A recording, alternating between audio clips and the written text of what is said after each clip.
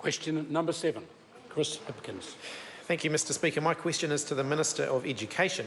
Is she satisfied that students completing NCEA qualifications have the basic functional literacy and numeracy skills they will require for further study or employment? The Honourable Hiki Parata. Tēnā koe, Mr. Speaker. Tēnā koe. Yes. Supplementary question, Chris Hipkins. Thank you. Was the recent TEC report that found that up to half the students meeting NCEA literacy and numeracy requirements are not functionally literate or numerate, based on a student sample who had predominantly attained the literacy and numeracy requirements for NCEA under the new rules? The Honourable Hiki Parata. Mr. Speaker, my understanding is no, because the new rules were implemented in 2012 and therefore the results of those new rules were not taken into account by the TEC report, which was based prior to the introduction of those. So when you say recent, while it was published in December last year, it used data from 2012. Supplementary question, Mr. Speaker. Supplementary question, Chris Hipkins. In light of that answer, why does the report specifically state that the vast majority of students within the sample completed their NCEA literacy and numeracy requirements under the new rules? The Honourable Hiki Parata. I can't speak to it because I am not at TEC and I didn't write the report. But given that the strengthening of the literacy and numeracy requirements and the increasing of the credits from 8 to 10 became compulsorily implemented from 2013, it is by definition impossible for a 2012 report to use those results. Supplementary question, Mr. Speaker. Supplementary question, Chris Hipkins. Was the report wrong when it stated that under the new rules, it is possible to obtain the 10 achievement standard credits required to meet the literacy requirement for NCEA by completing standards where, quote, the focus is varied and there is not necessarily any direct assessment of students' literacy and numeracy skills?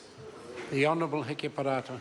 Mr. Speaker, no, the report's not wrong in that literacy can be assessed in subjects other than English, and that the quality assurance of those assessments is overseen by the New Zealand Qualifications Authority.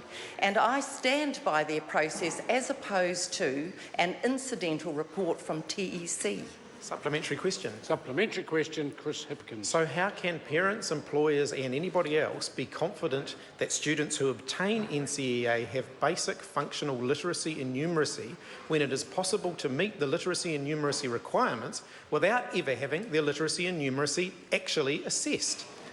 The Honourable Hiki Parata. Mr. Speaker, that isn't what I said. Literacy is assessed, but it isn't only assessed in English. It is assessed in a range of subjects, whether it's physical education, whether it's science, whether it's maths. Literacy is required across all of those subjects, and assessments occur in all of those subjects. As to the second part of your question, which is how can parents and employers have confidence? They can have confidence because a number of reports have been published on the quality of NCEA.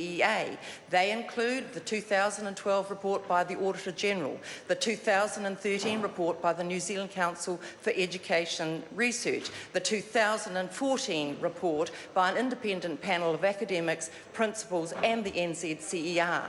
And, Mr. Speaker, I'm happy to table for the member, for ease of reference, references to all of those reports that are publicly available.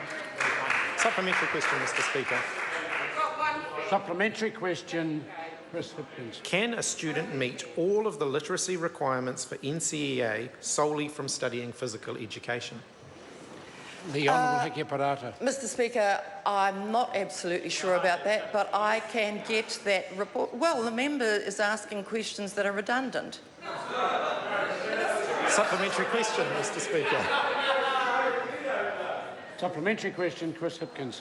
When employers are saying that students with NCEA don't necessarily have the literacy and numeracy skills they need, when Business New Zealand is saying it, when universities and polytechnics are saying it, and when even school principals are saying it, why won't she take action to review the system to ensure those getting NCEA actually have functional literacy and numeracy, or is she worried that doing so means the government won't hit their 85% target?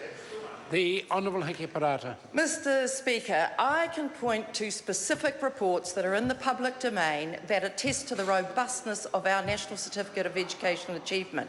The member using general references to general people who may or may not have a view does not stack up against the robustness. Yes, the member is referring to one principle, and there are a few, but what NCEA said in their report of 2013, 95% of all principals are confident in the National Certificate of Educational Achievement.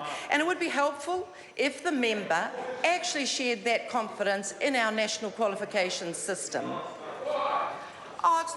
Question number 8.